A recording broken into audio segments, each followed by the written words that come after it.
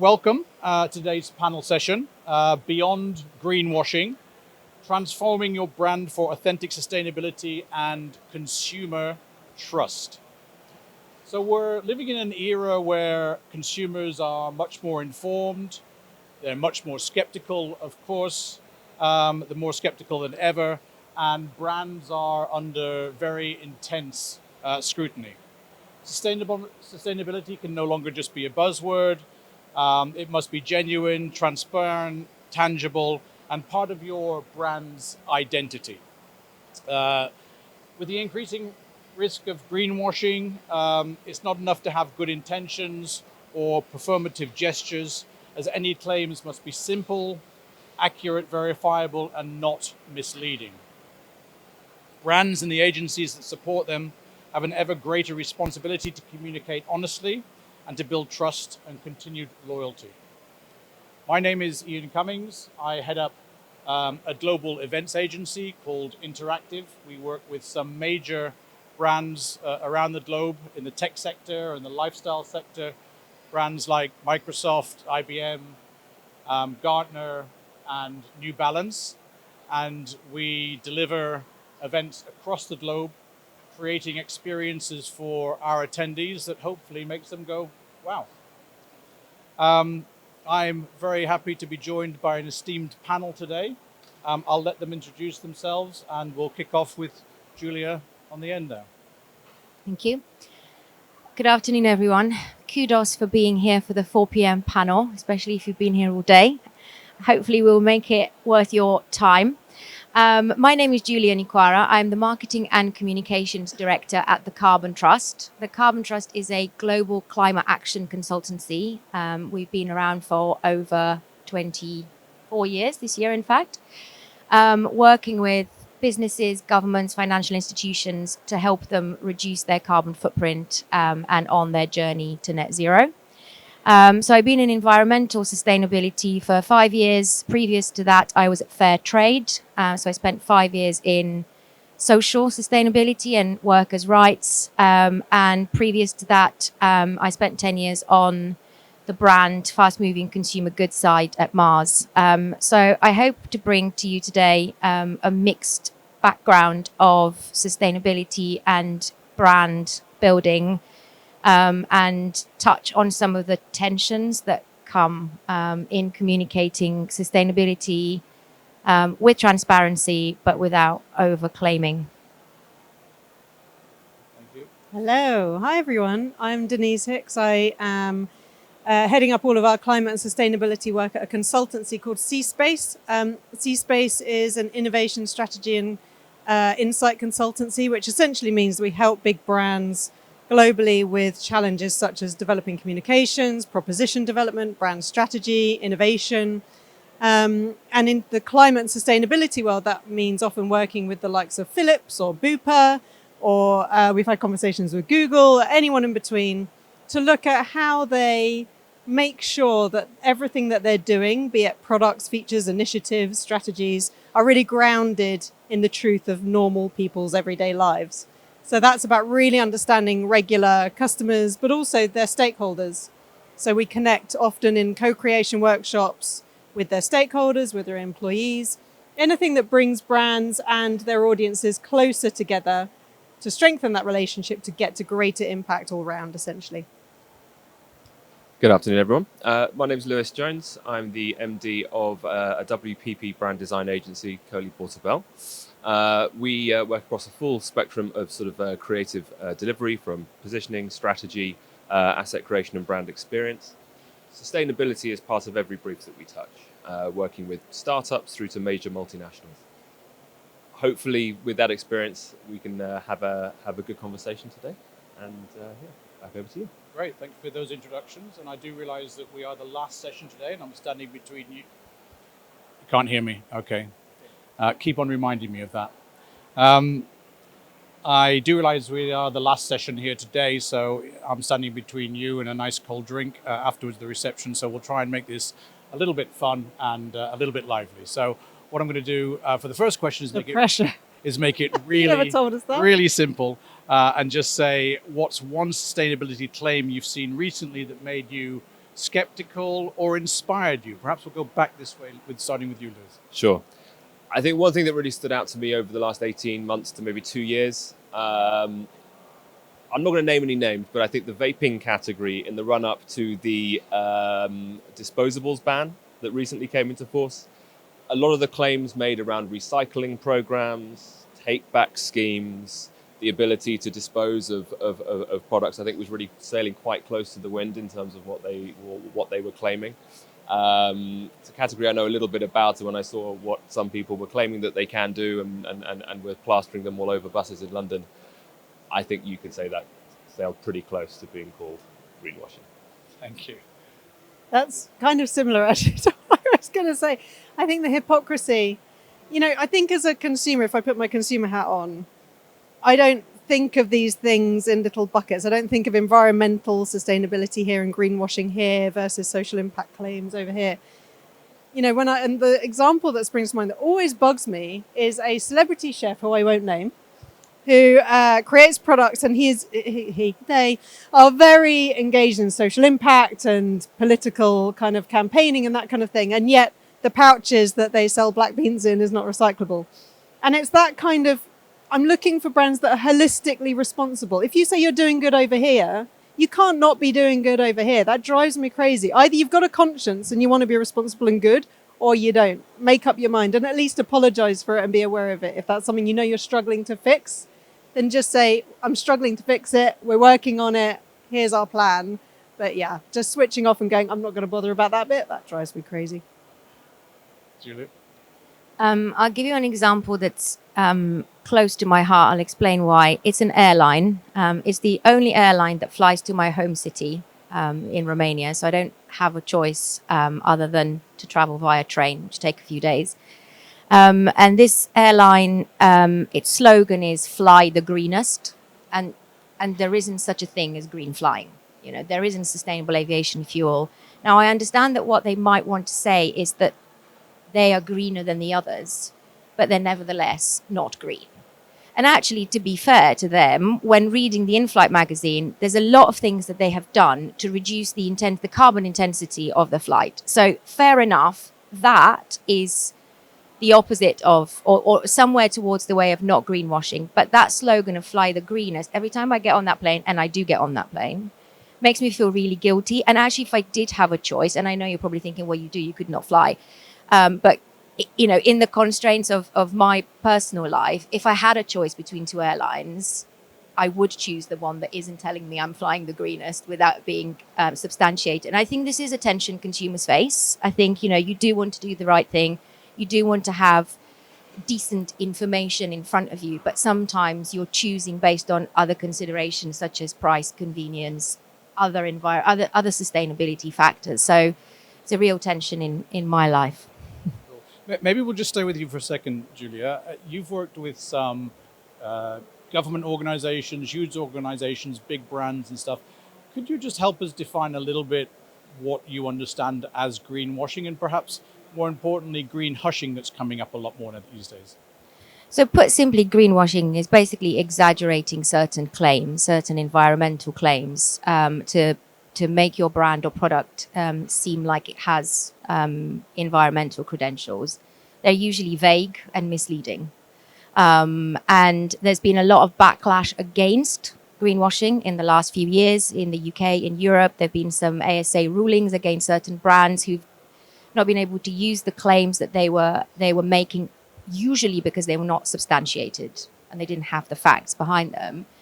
And because of that backlash, a lot of brands and brand owners are now choosing not to communicate their journey at all for fear of basically being criticized. And that's then we get to green hushing. And really the issue with both is that they somehow stall momentum. By greenwashing, you're sort of in a way showing that the problem is more solved than it is.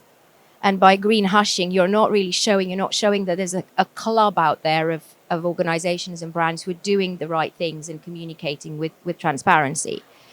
So I think there's, if you walk around this room out there's a lot of communication that I think is on the border, if not greenwashing. There's a lot of claims out there that, not substantiated. There's a lot of terminology that isn't quite defined. And I think that comes from, the intention is good. That people are here because they want to do the right thing. They want to work with sustainability professionals. They want to grow that market. But it still could be vague, misleading, and unsubstantiated. So those are the two sides of the coin. Well, I'm glad the intentions are good. So hopefully you will be back with us next year. No, I'm sure. But most of the time, we work with a lot of businesses and we help them communicate their climate action. And the intention is absolutely positive because the intention is there when they already took the steps. It's just getting it right through substantiating with evidence. Well, thank you. Denise, you've involved in a lot of research, have a huge amount of knowledge in the area. How have consumer expectations around sustainability evolved in the past few years? And do consumers really care? Good question. Yes, I think pick a stat. Consumers care. I mean, the research that we published at the beginning of this year, multi-market research, shows that 9 out of 10 people are really feeling the effects of climate change directly, which is an evolution from where we've been before. I think in the past it was something happening somewhere else to someone else that I don't need to worry about just yet because it's going to happen in the future. And that still is probably the case in some people you speak to who would class as the equivalent, I guess, of climate deniers or skeptics. But they only make up about 12% of the population. Again, pick a stat that you want to go with, but roughly that. But most people, 9 out of 10, as I say, are feeling it directly in their lives. And that does mean that they do care about the problem. They care about the threat. They care about the impact that it's going to have on their lives, on their health and well-being, on their livelihoods. And if you're following the 89% project, which is the journalistic project that's really fascinating at the moment, that statistic will say somewhere between 80 and 89% of people want stronger action on climate. I think what we need to be really careful of is to conflate how much people care about the problem with how people feel about sustainability marketing. And there is a difference. People are more concerned, I would say, than they have been previously on everything that you're talking about, Julia, like it being misused. Brands jumping on the bandwagon, excessively claiming things that they can't back up, essentially using it as a tool to make more money out of people that they, consumers perceive that brands see them as gullible. It's a scam, we're going to go along with it and all the rest of it. And so the level of trust, I think this is the big tension that we're dealing with. People care more than ever, but they trust brands to deal with it less than ever. And that dichotomy is a real challenge because that's what gets in the way of, this is where greenwashing comes in. The perceptions of greenwashing, whether it's actual greenwashing or not, is a different thing. I think the perceptions of greenwashing are even more serious.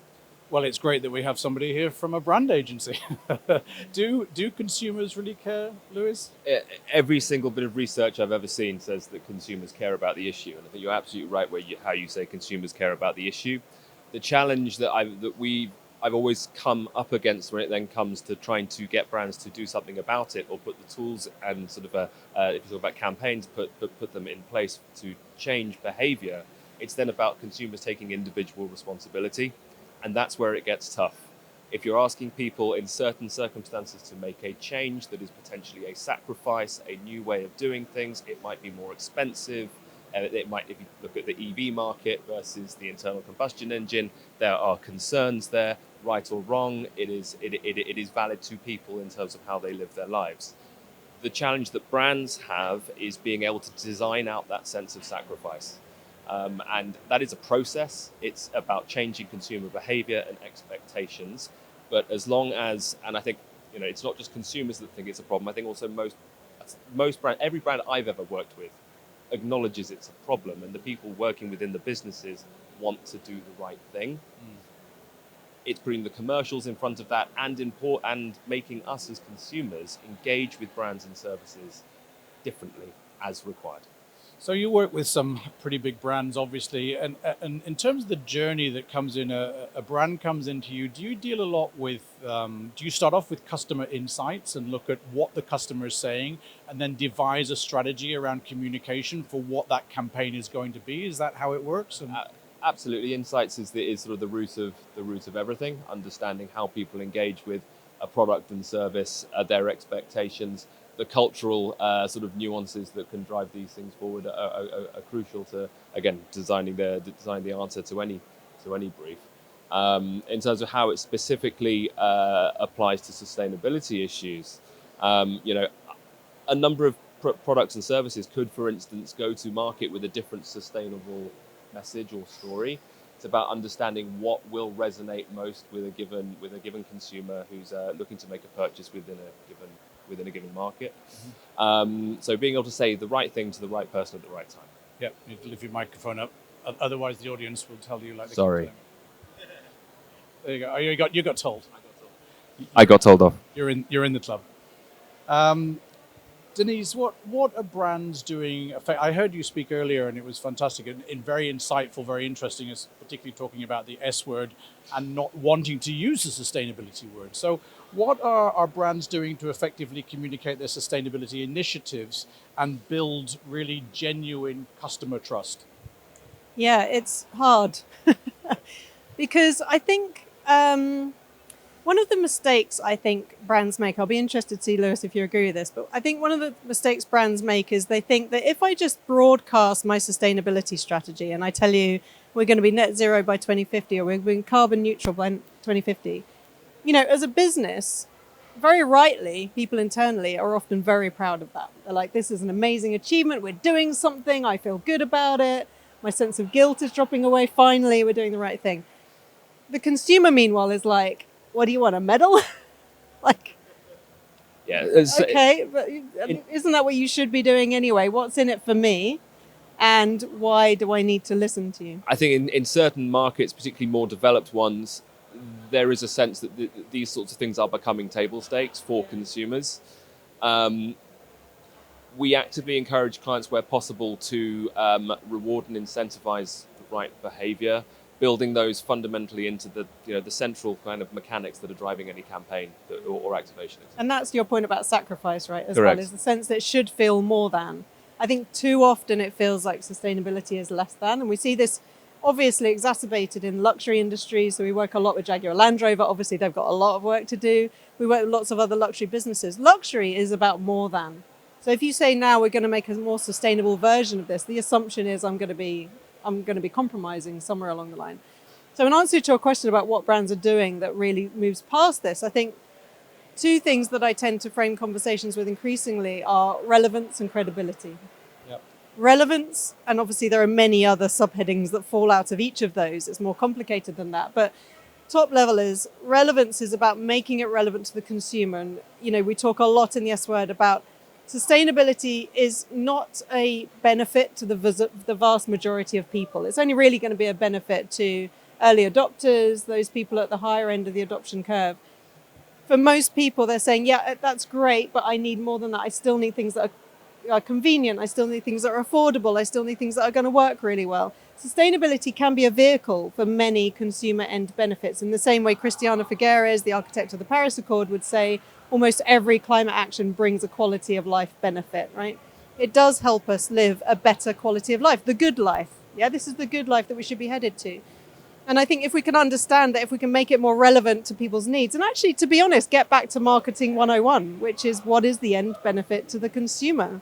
I think sometimes when we look at sustainability marketing, we've kind of lost our minds a little bit and we kind of get distracted. If we stick to marketing essentials, actually, it really does help us there. Credibility, of course, is much more about trustworthiness. It's much more about, can I trust you to do what you say? 54% of us don't believe believes a brand will say one thing and do another. So in a conversation we had earlier, you talked about the trust deficit. Could you explain a little bit what you meant by that? Yeah, so this is the research that we did, the S word, only 12% of us actually trust a brand to follow through on its promises. Low. Now that's a very, very low bar. I'm sure you'll agree. And the challenge with that is, it goes back to what I was saying about just putting marketing out there and assuming people are going to applaud and give us a medal.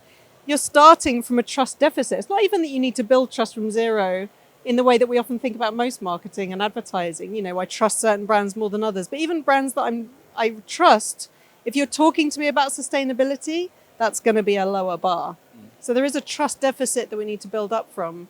And it comes back to the idea that when we're talking about sustainability, it's a relationship and a dialogue that we need to build with consumers. It's not a one-hit wonder thing. It's not going to be a campaign. It's not going to be one claim, or whether you're seen as that claim as greenwashing or not. It's going to be a long-term relationship that you're trying to develop to build trust, that sustainability comms is going to kind of sit on top of.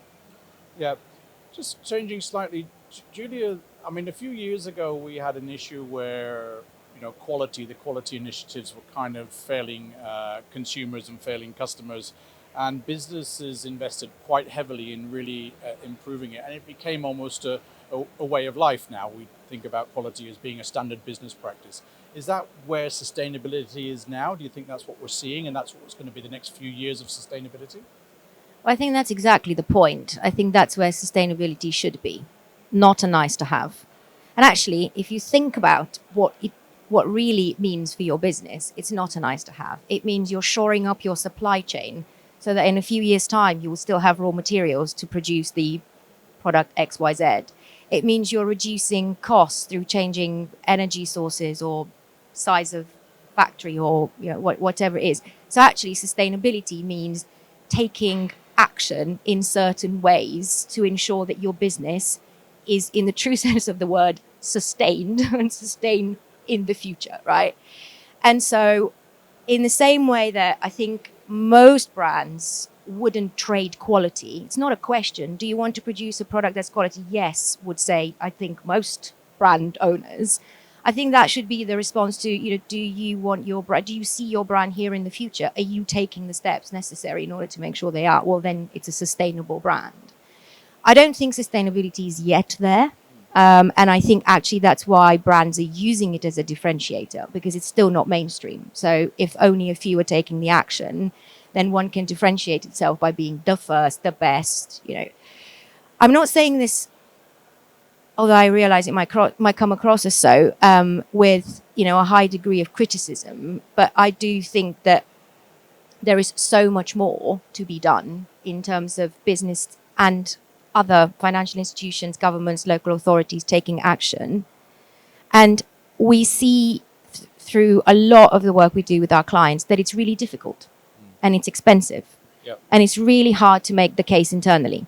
It really is. And it will fall down the list in the same way that, marketing budgets fall through when the going gets tough. We've all been there. But nevertheless, I think those who invest today, those who choose to prioritize, to make the case to their CSOs, CFOs, whatever, exec suite, that this is the right thing to do, not just from a brand positioning and consumer perspective, but long term for the future of this product and brand. Those, I think, will be the ones that will truly gain. And I think those will be the ones that will truly be able to communicate with transparency and with trust and build trust and credibility, because they will have the evidence. So quality is now where I think sustainability ought to be soon, which is intrinsic. What do you think the timescale is on that? 3 to 5 years? Shorter? I think some are already doing it, aren't they? I think it is. I think so. Baking it in. I think so. I think that definitely we see that with some of our clients, that is a way of running their business now. It's baked in and it's intrinsic, but I don't think it's mainstream enough yet. And I think right now is also quite a difficult, challenging geopolitical time with a lot of competing priorities, cost, uncertainty, various legislation in various countries. So it's not an easy time. I'm not going to put a timeline on it because we don't know what's happening tomorrow in this world, as you can see. But I am hopeful because we are seeing a lot of businesses, as you say, and I think you're seeing that with the brands you work with, trying to get on this journey and communicate it. But Denise, you've seen some research which is quite shocking that says 40% of consumers don't understand the initiatives that have been put in place and the measurements that are put in place, and simply don't agree with them. That's a scary stat, isn't it, for where we are? It is scary. And I think this is the challenge, is that there's so much confusion. And the weird thing is that more content, more information doesn't appear to be generating greater clarity here. And that's kind of counterintuitive to us, but that is a big challenge, that hopefully things like upcoming legislation and things, it will give greater clarity. It will help to cut down that confusion. But again, it's about the relationship that people have with these brands and these businesses, and can I really trust them to deliver? And just going back to the point you were making as well in terms of quality, I mean, obviously quality and durability absolutely go hand in hand with sustainability. We've seen that time and time again. But I'd also argue that health and safety is another one that's, was table stakes. It's just the way of doing business. And I think the brands that we work with, Logitech is one that comes to mind, who's doing it absolutely brilliantly in the States, where they have a kind of not even a promise externally, actually, a promise to themselves that they want to get to the point where nothing ever goes into landfill ever again. And it's led from the top and it trickles down and it's very well embedded. They just see it as the way of doing business now. It is just the way that you do. It's the future way of doing business. It's not more complicated than that. It is baked in, not bolted on, Do you see big regional differences, Lewis, in the way that consumers look at sustainability? Either regions, within the UK, that's probably a bit much of a stretch, but certainly regions around the world? Sure. A year ago, this was a very easy question to answer. A year ago, we assumed that the consumer baseline of wanting to engage and to do better was something that we took as gospel. And then our job as an agency really was just to look at sort of the maturity of the market from an infrastructure point of view, from a consumer education point of view, and then we could design what we do accordingly. Since the change of the administration in the United States, some of our clients have actively deprioritized sustainability and DEI initiatives. And that is because they don't want to fall foul of the administration or take a side on which 50% of the nation you're talking to. That is probably something that is coming our way. I imagine you can feel the ripples of that culturally. I think, just from a personal point of view. So look, it is something that we need to actively manage and navigate. These are uncharted waters. Yeah, sure. I don't know if any of your clients are in here in the audience, but are businesses making green claims for brand image, or do they really care about it? I think, as I said already, I think most people who work within businesses, as most consumers, they do want to do the right thing. I think, look, is it a bit of both then? A bit of brand and a bit of but brands have a difficult job to do, right? And I think it all comes down to language.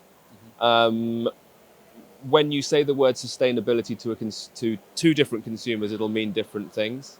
When you then go and ask the lawyers as to what you can say, you have these claims that then get sort of reduced down to absolute generics.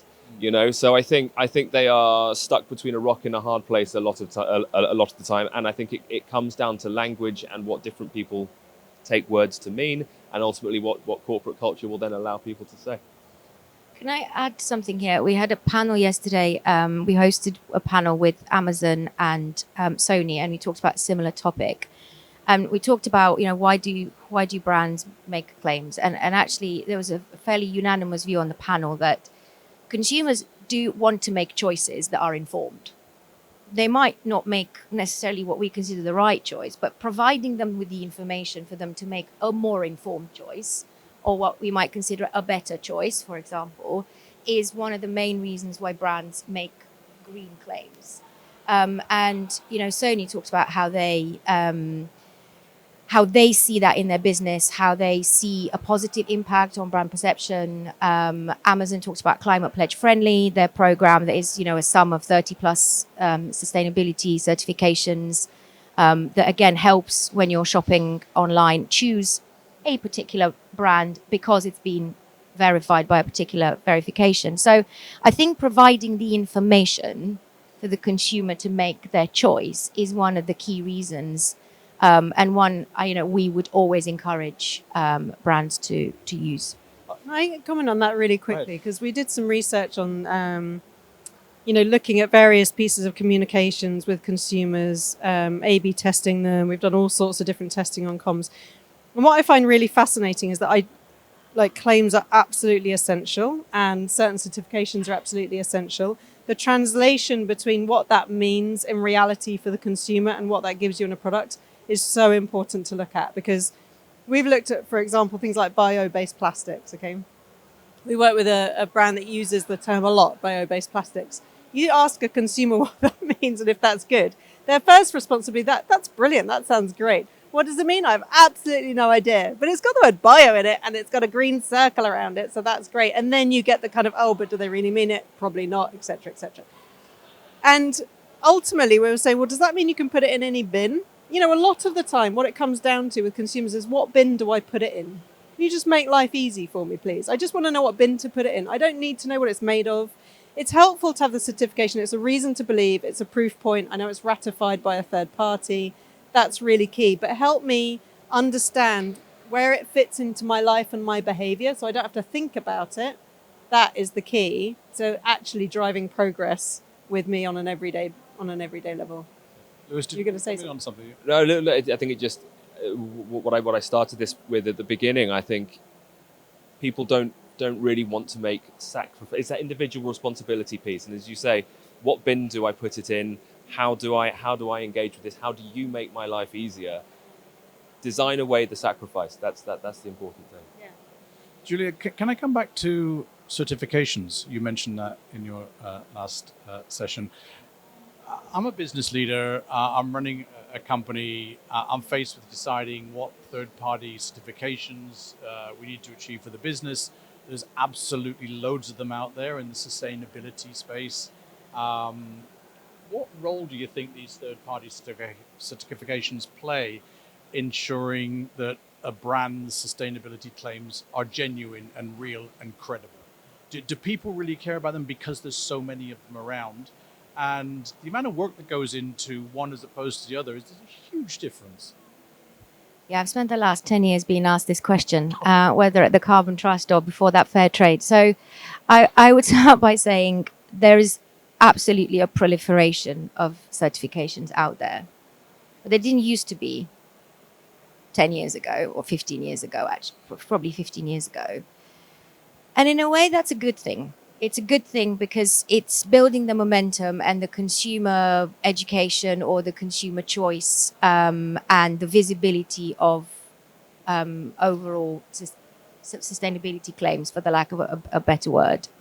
They are not all born equal. And I think there's a big difference between sustainability certifications that verify to standards that are clear and set by various standard bodies, and where the transparency of that particular standard is there for you to see as a consumer, rather than own created standards, or where the transparency isn't there. So I think that sustainability certifications play a role in driving behavior of brands, and in helping them take steps and go on the journey. I think they also play a part in, exactly as you say, giving just a quick shorthand to consumers that they're perhaps making a slightly better choice. And absolutely, they do not tell the whole story at point of sale. You know, the Carbon Trust footprint label doesn't tell you exactly how you measure a footprint and how it's smaller than previous year and so on. But it's available if you're interested to find out more. So I think they help drive consumer behavior. They help brands take on steps and go on the journey.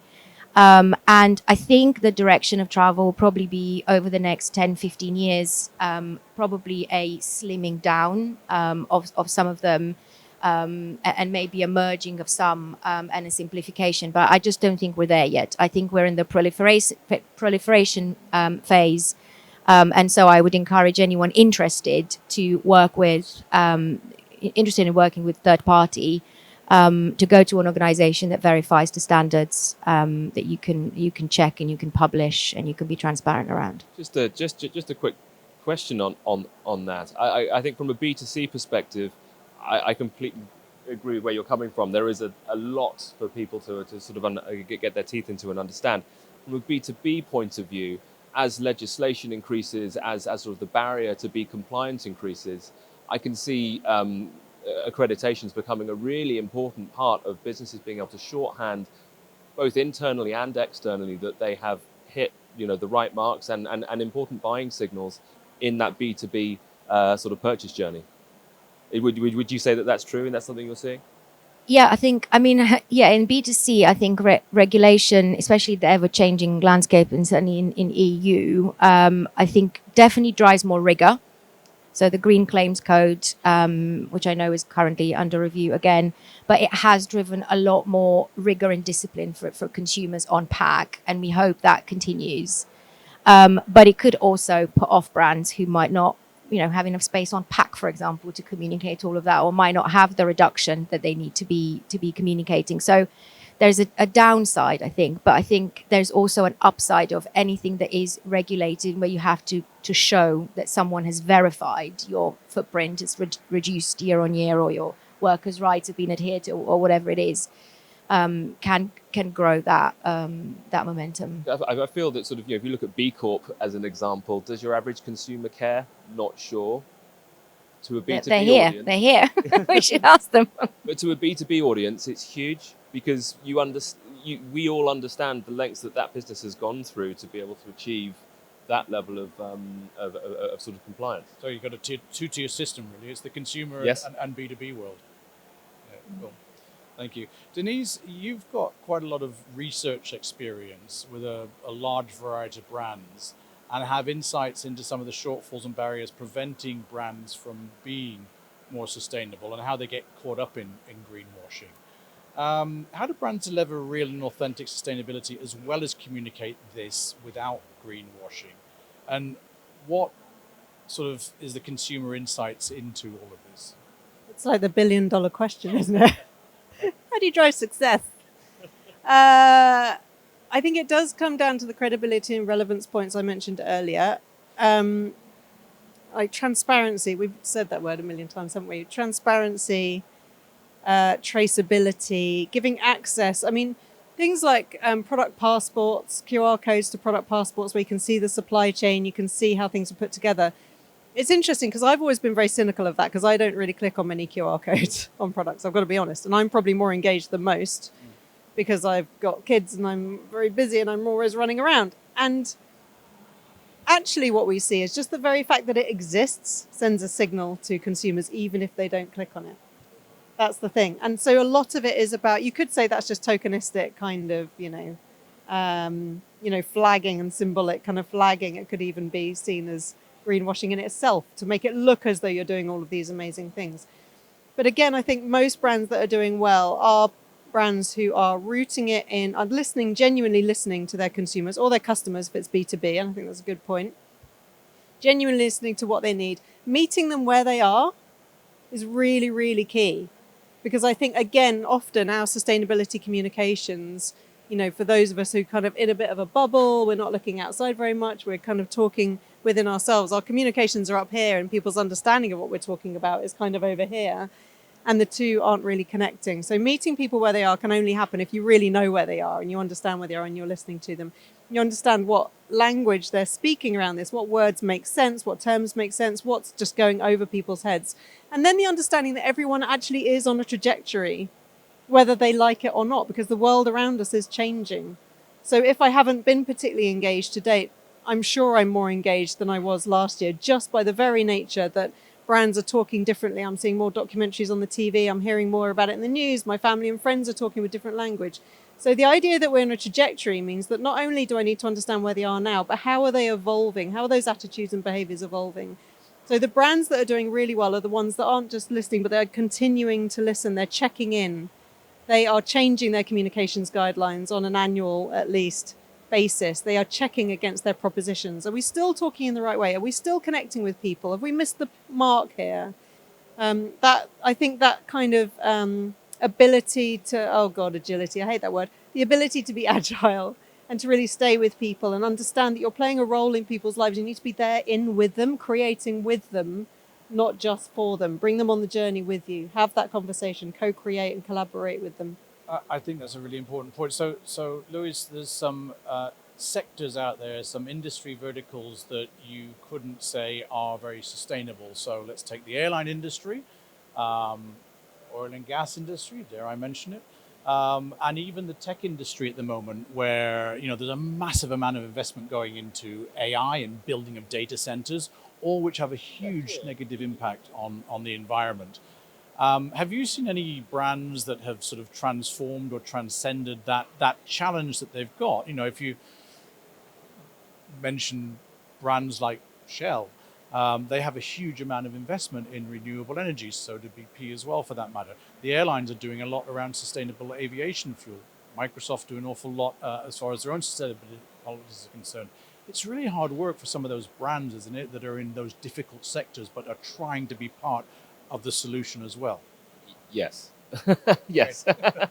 I think a great example, and it's easy for smaller businesses, entrant businesses into categories to do things differently. And I think that needs to be mentioned up front. If you look at the chocolate business, I think Tony's Chocolonely's done a fantastic job in sort of addressing sustainability and welfare issues. Nice.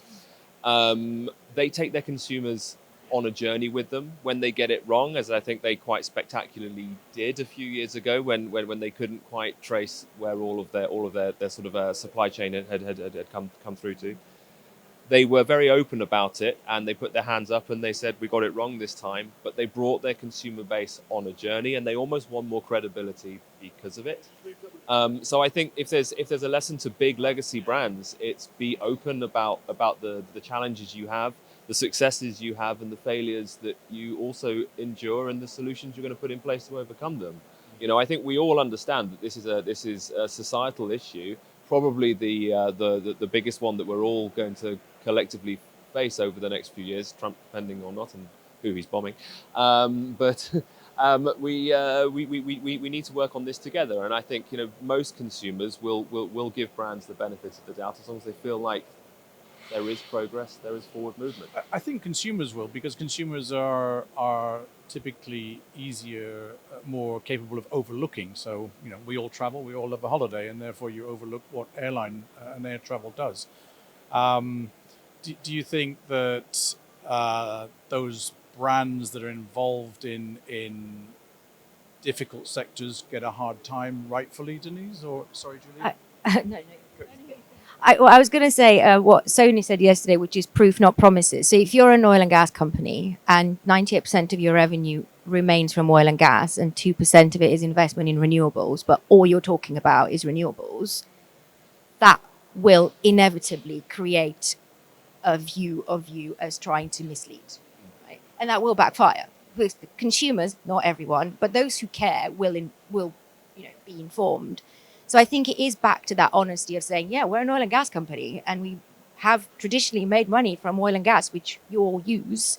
We are on a journey and it's going to be a long one, and we're at 2% and we'll get to 100 in X years time. But I think if you try and couch it under all you see from oil and gas company X is their renewables investment, I think that is when there's a disconnect between action and words.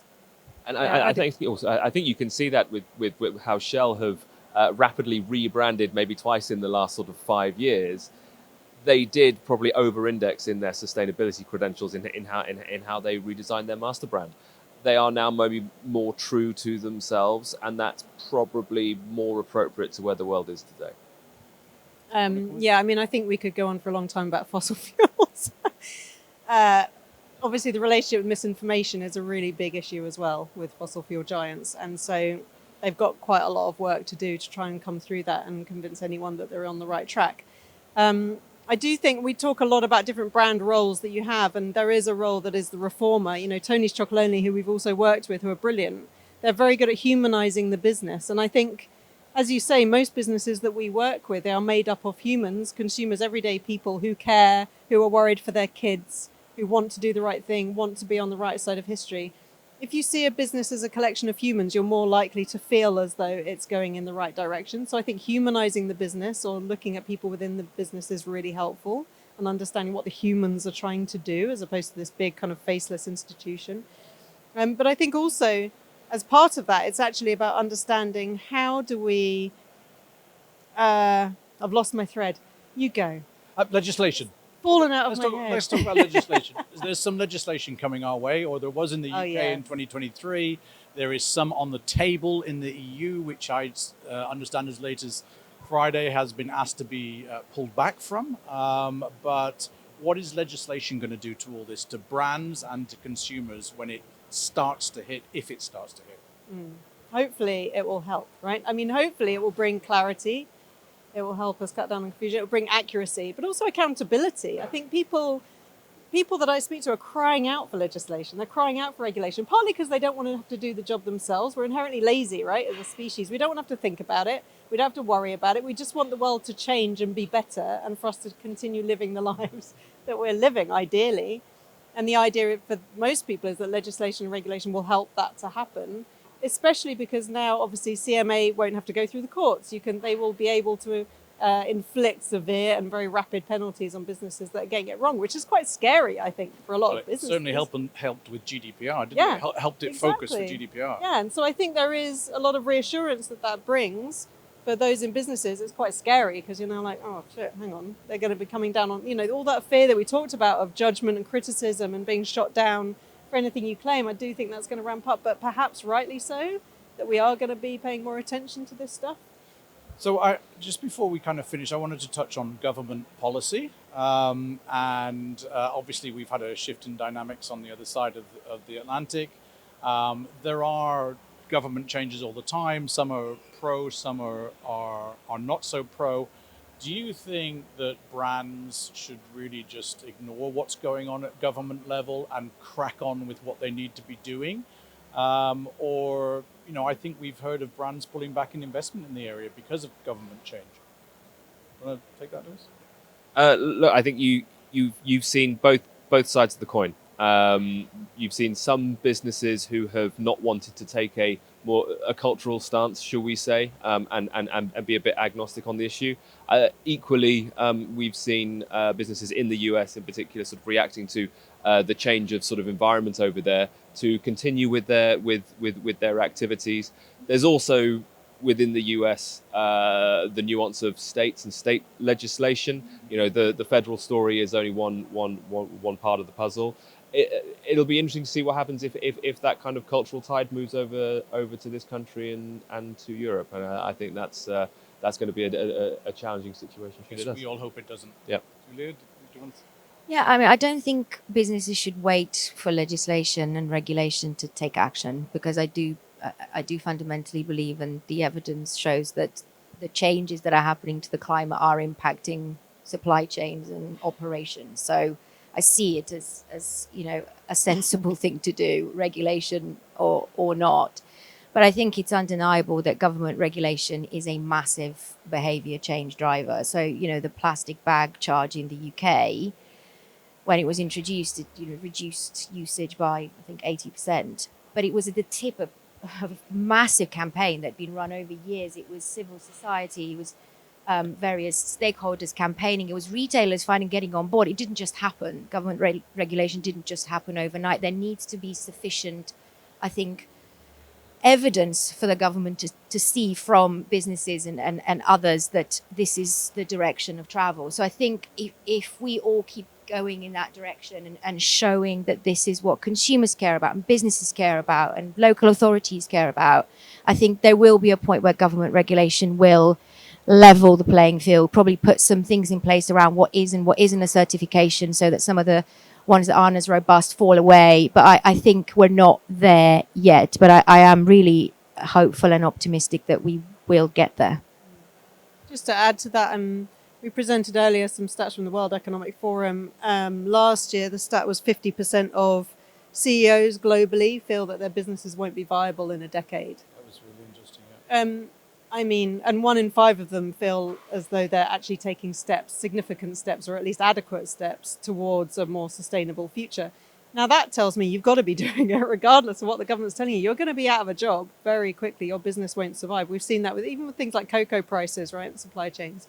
It's really hitting a lot of businesses, including Tony's Chocolate Only, very, very hard. And they can't get into the supermarket. So it is happening. This stuff is happening. If you don't get ahead of it, and equally, by the way, these businesses should be putting pressure on governments It shouldn't just be, okay, you're not dealing with it, so we're just going to look after ourselves. You can do your thing over there. They should be turning around to governments and saying, this is the future. You have to help us. Help us build this new, brave, new kind of bold future. Otherwise, we're all going to be down the pan. And I think it has to be a joint effort. There's this kind of dysfunctional love triangle that's going on between consumers, brands, and governments cannot in itself be sustainable. It has to change. So if, just in wrapping up, if there was one thing you wanted this audience to take away from each of you from this session, what would that be? I suppose I'll hijack that word that's been kicking around for the last hour. Radical transparency. I think if you're going to, you really need to take your consumers on the journey with you. You really need to make sure you're open about where you're winning, where you're failing, and sort of the roadmap to come. Oh. I remembered the thing I lost my thread on earlier, so I'm going to say that. I think find the role that you're there to play for businesses or employees. You know, we don't all have to be Patagonia. It's fine. You can be a challenger brand. You can be a reformer brand that's coming from the wrong side of the tracks. You can be a real pragmatist brand that grounds it in everyday realities. Find that, meet people where they are, find your role and work out what it looks like to do that well. And don't compare yourself to everyone else, because everyone else is in different, they've got different contexts, different situations. You know, do your own thing well. Radical transparency, do your own thing, do it well. Julia? It's a journey. No one has arrived yet. So be honest about that. And now's the time. So go for it. Thank you. Thank you so much for your insights. They were fantastic. Are there any burning questions from the audience? We've only got 2 to 3 minutes left. There is one down here and over here. We got 2. One here. Thank you. And then we'll do yourself. Thank you. Oh gosh, it's strange hearing myself. Thanks everyone for a great conversation. It was really interesting. So I come from a marketing background, and we're very much in the sustainability space in a non-sustainable industry, in general, electronics. So what I would like to know, and this kind of leads on from the starting from a trust deficit. I thought that was a really great way to think about it. What I'm finding both as a consumer and as a marketer is, how do we cut through the jadedness of the consumer and businesses alike? So myself personally, as a consumer, I can make choices, right? But it can be very frustrating, and you can become easily jaded if you think you're making a good choice, and then companies are not held to account in the same way as an individual is. An individual can only do so much, whereas very large businesses can do a huge amount. So I would just love to know from you guys, what can you recommend for cutting through the noise and cutting through, that jadedness? The most effective sort of mechanics I've come across are rewarding the right behavior. They get challenging in terms of cost, but certainly the most effective. Denise, did you want to put on that one? Yeah, it's quite a big question, but I think certainly focusing on the good life that you're trying to get to, focusing on what it does achieve. I think there's been a lot of talk about the doom and gloom of sustainability that we have to break through. It's boring, it's clinical, it's depressing as hell. You know, we have to rise above that and say, what is the future, the better future that we're trying to get to here, and how does that help me get there? And talk about the end benefits, which, by the way, I think also helps with the US, issue of greenwashing. If we distract from sustainability being the thing, it also helps businesses to do that stuff without talking about sustainability, without painting everything green. Did you have a microphone? No. And then maybe Julie, take that question. Sure. Thank you so much. I can. Depending on what it may be. And then we'll finish after that. Thanks. I wrote it down because it was far back when I had the question come up. It goes something to Denise, what you said. Sorry, you can please weigh into. Where you said, rightly so, that consumers just want to know what bin to put it in, right? But you've got brands and innovators that are really accelerating, but beyond what infrastructure can handle, like specifically recycling infrastructure can handle. So, for example, compostables. A larger number of people are in flats, especially here in London, and don't have compost bins. Plus, most of these composting, these things that can be composted, are industrial compost, but we can't really do anything with that. So, in essence, are these brands that are saying that their products are compostable, are they greenwashing to an extent because they know we don't really have the infrastructure to handle that? And how do we as consumers make a right choice? And do we choose the compostable things, or do we choose something plastic because it can be potentially recycled or not? We're on quick fire answers in the interest of time. Okay, I think I'm going to go in a slightly different direction with this one. I think this is really where you see the importance of having defined terms. So what is compostable? There is, if you talk about previously carbon neutral, there was a standard and a definition to what that is. So one needs that, and then it can be verified to a particular standard. And then that is what compostable is. It's also where you really see the importance of collaboration between a brand, consumers, and a local authority. Because if the local authority gives you a bin that says compostable stuff, i.e. stuff that carries this logo, then you know where to put it in the bin. So there's an element of a verification and defined standards in sustainability, which is a long way off still. And then there's this collaboration between consumers, brands, and government or local authorities that we were talking about before. I think just the one thing just to add to that is I think what I have seen is in a number of categories is in that very scenario, businesses offering take back schemes, and I think that's probably right now the most practical solution. Yeah, I'd agree. I think it's all about clarity, really. Exactly to your point. We need clarity. I think showing an endeavor as well, I think goes a very long way. As a brand saying, please compost this if you can, where you have the ability, recognizing that not everyone has that ability is nice. But I think also making sure that we do keep hammering away at that nail, because it does set an expectation of an ambition as well. And I know people who live in flats that are saying, as soon as I've got my house, I'm going to be composting stuff. And so it's already building the kind of mental pathways and neural pathways to know what I can compost, the fact that it would be a behavior. Every time you see that logo, every time you see that word, it's setting up a way of being and a way of thinking that I think is really, really important. Thank you for those two great questions. Thank you for being a great audience. I know it was a difficult time at 4:00, so thank you for being here. Really appreciate it. Thank you for being an unbelievable panel of experts.